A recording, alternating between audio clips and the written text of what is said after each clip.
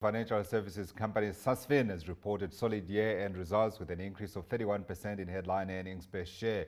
The growth in earnings, in part attributed to an improved credit loss ratio to 102 basis points. In the studio with me to talk about the results, which include a 34% drop in the dividend, is the CEO, Michael Sassoon. Thank you for coming, Michael. Thank you for having me. It's been a long time since I said the first name as Michael instead of Roland, because for a long time it was Senior Roland, right? That's right. Where is he? So he retired at the end of last year. And then in terms of the regulatory requirements, he's subject to a cooling off period of 1 year. So we expect him to rejoin our board as a non-executive director in January. Right. I think he will not be missed because from the results that I have seen, it certainly looks like you guys are sitting in another environment altogether. 32% increase in growth in headline earnings per share. You're talking at that huge improvement in the credit loss ratio. I mean, I was asking myself, who needs Bank Zero? Who needs Discovery Bank? You guys are flying. So firstly, he will be missed. You know, he was a founder CEO, he ran the business and he grew it to what it was. So we do miss him. He laid the basis for you. He led the basis, very much so. I think that there is a big requirement for a more diversified banking sector. So we're quite positive about the new entrants because the big four banks have traditionally controlled such a significant percentage of banking assets that we think that these new entrants are really positive for the consumers and businesses in terms of a competition. Yeah, and certainly in terms of that competition, you are positioning yourselves very excellently. I mean, when you look at these results, these are excellent results, whichever way you look at it. But how did you do that? That improvement in the credit loss ratio? No, so thank you, firstly.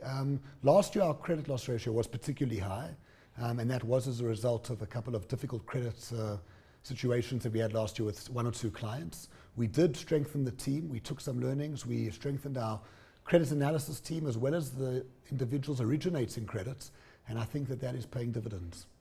And talking about dividends, I'm just looking at your share price now, down 13%. The market is unhappy with that third reduction in the dividend. Yeah, so I haven't seen the share price. So that is a bit of a surprise. What I will say is that we are anticipating good growth in the business, and in this environment you don't really want to be raising capital, and by preserving more capital that gives us an opportunity to grow our risk-weighted assets and to grow our loans and advances, which we think is critical to achieving the growth that we want. Yeah, so you speak about the work that you did on that credit environment and also about the control environment, trying to control the variables in that environment. What exactly did you guys do and how does that help you? Because I would imagine the market wants to know where you're going to go on from here, given the work that you have already put in. So we really lend to businesses, and businesses in this economy often are going through a difficult environment, and therefore analysing those businesses, identifying the correct businesses, ensuring that the security is in place is quite an important process. And we looked at each one of those steps in terms of the team that were originating credits, in terms of the team that analysed the credit, as well as the team who go in and actually evaluate the businesses. We send in a team to go and look at the business's stock and their debtors. In all of those areas, we have enhanced our team. Yeah. How difficult is it out there? And in part, the question I'm asking is about the condition of those businesses that you are having to evaluate before you're able to lend to them. You know, I think that it is difficult, and there is quite a big, we see many opportunities. Is it? So our approval rate is quite low relative to the number of opportunities we see because we're pretty selective in the credit that we grant. And there's quite a diverse group of clients that we're seeing. So many businesses are going through very difficult times, and we've seen it in the JSE, we've seen it on SA Inc. businesses, but there are pockets of excellence and there are pockets of businesses which are thriving despite the challenging economy. Yeah. Do you see particular areas that show greater promise than other areas? I mean, we all speak about how difficult the economy is, so when you look, be it transport, be it manufacturing, etc., you're seeing the same kind of stresses that everybody's seeing in terms of just a weak demand. So I think that we are seeing it pretty much across the board. But businesses which are a bit less asset intensive, where they have taken steps in, thinking about the new economy, we are seeing some growth in certain of those businesses.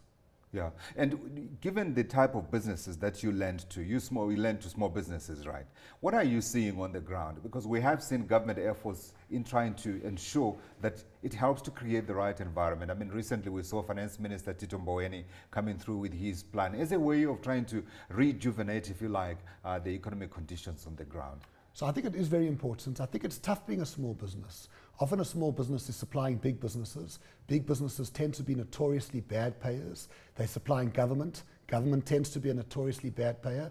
And therefore It's the not small improving, business... you're saying? It's not improving. Well, we can't see any real signs of improvement just yet. So often you see these small businesses who are acting as financier for their customers, which obviously is not great. And the regulatory environment in terms of all the different requirements that we have to face, whether it be labor issues or BE issues or dealing with government or dealing with big business, it is quite challenging being a small business. Is there any in South issue in Africa. BE? What are the challenges around BE? Because I think whoever you speak to will tell you BE is an important requirement for this economy in terms of building inclusivity in the economy.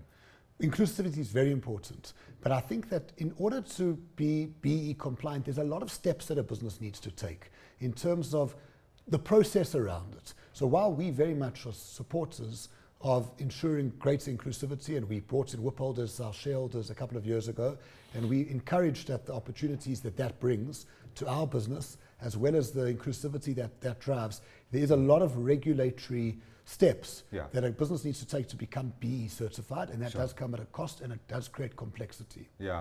And the rules also aren't necessarily bedded down clearly in each industry, and they're often not subject to change. So it's an issue of engagement with the government here. If you were to engage Finance Minister Tito Mboweni, what would you say to him?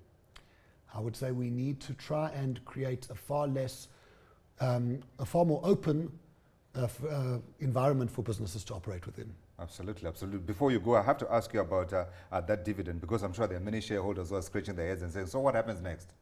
So, last year we indicated to the market that we would undergo a dynamic dividend policy, and we would assess our dividend payout ratio based on the forecasted growth for the business. We did see some nice growth in our loans and advances in the second 6 months of the year, and we believe that we can continue that rate of growth. In order to achieve that, we felt that we needed to preserve a bit more capital. Michael Sassoon, thank you for joining us this afternoon. Michael Sassoon is the CEO of Sasfin Holdings.